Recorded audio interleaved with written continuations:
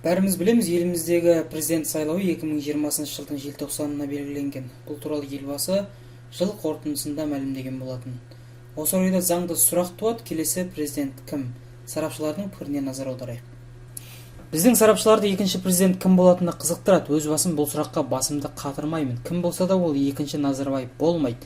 Бұл менің топшылауым. Тіпті өкілеттілігі бойынша алып қарайтын болсақ, Қазақстанның екінші президенті болуға ұсынылмаса да, кем дегенде үміткерлерді талқылап, шешім шығарып, ықпал етуге құқығы бар тұлғаларды атап бере аламын, дейді Чеботаров.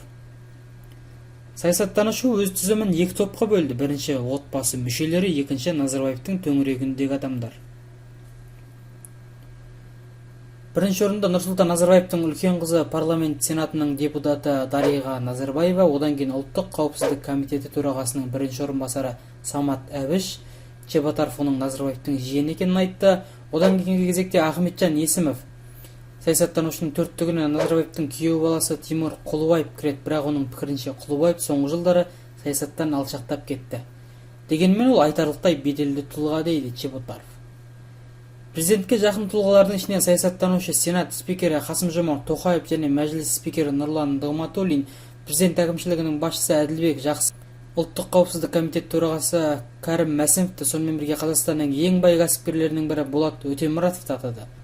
Қазіргі премьер-министр Бақытжан Сағынтаев туралы айтпағаным, ол тек техникалық орындаушы қызметін атқарады, дейді Чеботаров. Ал Тасмағамбетов ше деген сұраққа саясаттанушы оны да бағалаймын деп жауап берді.